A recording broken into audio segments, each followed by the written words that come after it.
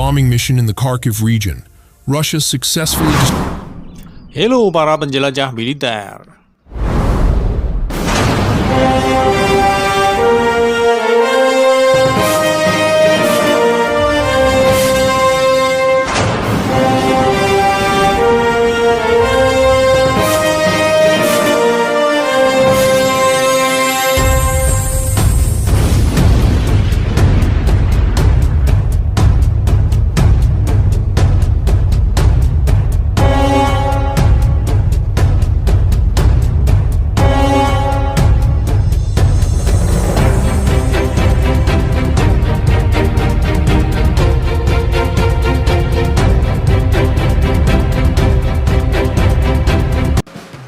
Dalam dunia yang terus berubah dan penuh tantangan, tentara kita adalah pahlawan yang berdiri di garis depan, siap menghadapi segala ancaman.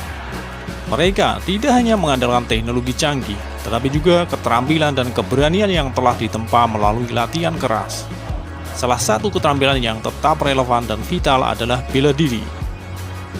Mari kita telusuri mengapa kemampuan ini masih menjadi bagian penting dari persiapan militer modern. Yang pertama adalah pertahanan diri dalam situasi dekat. Bayangkan seorang prajurit yang terjebak dalam pertempuran jarak dekat di tengah malam yang gelap gulita. Musuh mendekat tanpa suara, dan dalam sekejap, prajurit tersebut harus mengandalkan keterampilan bela diri untuk bertahan hidup. Dalam situasi seperti ini, kemampuan bela diri menjadi krusial untuk melindungi diri dan rekan satu tim. Tanpa keterampilan ini, nyawa bisa melayang dalam hitungan detik. Yang kedua, kesiapan fisik dan mental. Latihan bela diri tidak hanya meningkatkan kemampuan fisik, tetapi juga mental. Seorang tentara yang terlatih dalam bela diri memiliki disiplin yang tak tergoyahkan, ketahanan yang luar biasa, dan ketenangan yang menakjubkan dalam situasi stres tinggi. Bayangkan, seorang prajurit yang tetap tenang di tengah hujan peluru, mampu berpikir jernih dan mengambil keputusan yang tepat karena latihan bela diri yang telah ditempuhnya. Yang ketiga, adaptasi dalam berbagai kondisi. Bela diri mengajarkan fleksibilitas dan adaptasi. Dalam medan perang yang selalu berubah, tentara yang terlatih dalam berbagai teknik bela diri dapat menyesuaikan diri dengan cepat. Baik itu bertarung dengan tangan kosong di lorong sempit atau menggunakan senjata improvisasi di medan terbuka. Kemampuan ini memberikan keuntungan taktis yang signifikan. Yang keempat, penggunaan dalam operasi khusus. Pasukan khusus seringkali mengandalkan kemampuan bela diri dalam operasi yang memerlukan infiltrasi diam-diam atau penangkapan target tanpa menggunakan senjata api. Bayangkan misi rahasia di mana setiap suara bisa menjadi kegagalan. Dengan teknik bela diri, pasukan khusus dapat melumpuhkan musuh dengan efisien dan tanpa menarik perhatian, memastikan misi berjalan lancar. Yang kelima, pembentukan karakter dan kerjasama tim. Latihan bela diri juga membantu dalam pembentukan karakter dan kerjasama tim. Melalui latihan bersama, tentara belajar untuk saling mendukung dan bekerja sama, yang sangat penting dalam operasi militer. Bayangkan ikatan yang terbentuk saat mereka berlatih bersama, saling mendorong untuk menjadi lebih baik dan membangun kepercayaan yang tak tergoyahkan di medan perang. Yang keenam, menghadapi ancaman drone. Dalam menghadapi ancaman drone, kemampuan bela diri juga dapat memberikan keuntungan taktis. Tentara yang terlatih dalam bela diri memiliki refleks yang tajam dan kemampuan untuk bergerak cepat dan efisien. Ini sangat penting ketika menghadapi drone yang terbang rendah atau mendekat dengan cepat. Dengan keterampilan ini, tentara dapat menghindari serangan drone atau bahkan menggunakan alat improvisasi untuk menjatuhkannya. Yang ketujuh, strategi pertahanan aktif. Selain itu, bela diri mengajarkan strategi pertahanan aktif yang dapat diterapkan dalam situasi di mana drone digunakan untuk pengintaian atau serangan. Tentara yang terlatih dalam bela diri dapat menggunakan lingkungan sekitar untuk bersembunyi atau menghindari deteksi, serta merencanakan serangan balik yang efektif. Kemampuan ini memberikan fleksibilitas tambahan dalam menghadapi teknologi drone yang semakin canggih.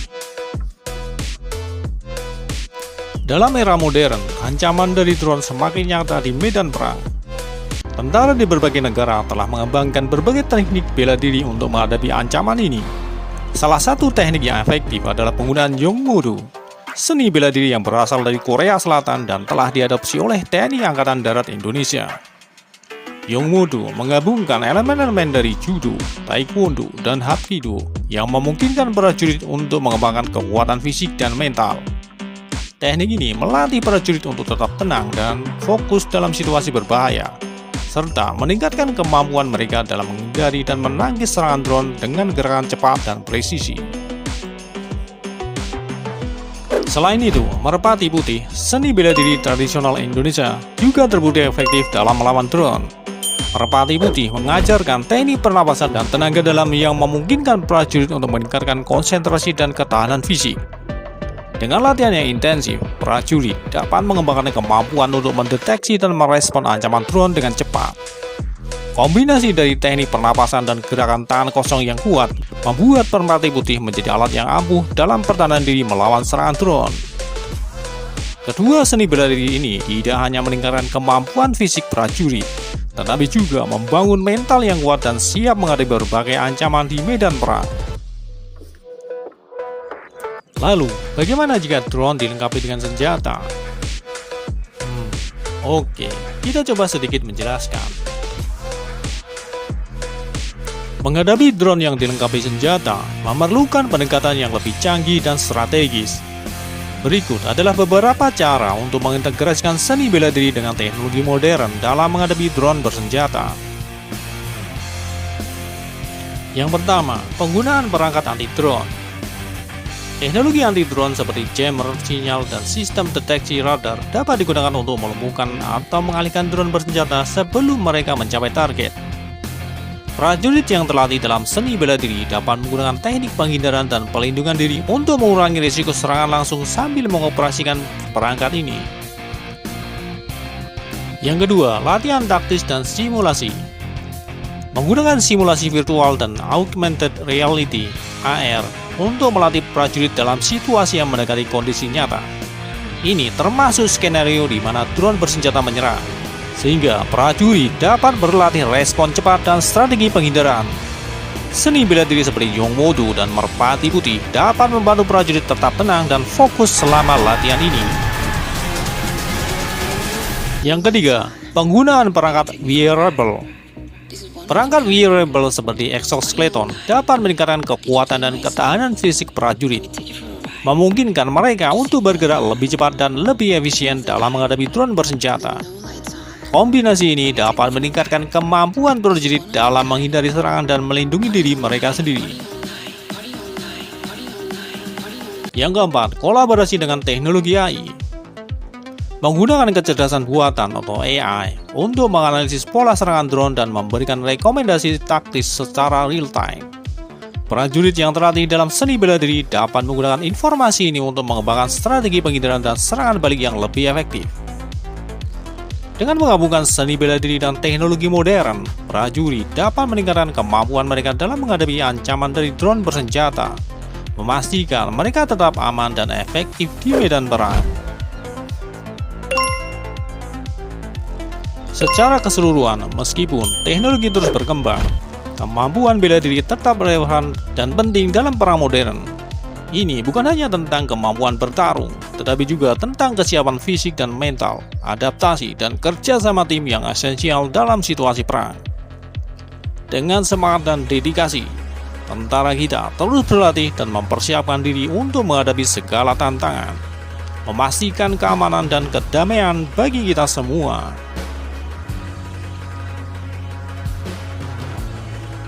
Terima kasih telah menonton. Jangan lupa untuk like, share, dan subscribe untuk mendapatkan update terbaru tentang teknologi militer dan pertahanan. Sampai jumpa di video berikutnya dan tetaplah waspada karena keamanan kita adalah prioritas utama. Keberanian bukanlah ketiadaan rasa takut, tetapi kemenangan atasnya. Orang yang berani bukanlah orang yang tidak merasa takut, tetapi orang yang mengalahkan rasa takut itu.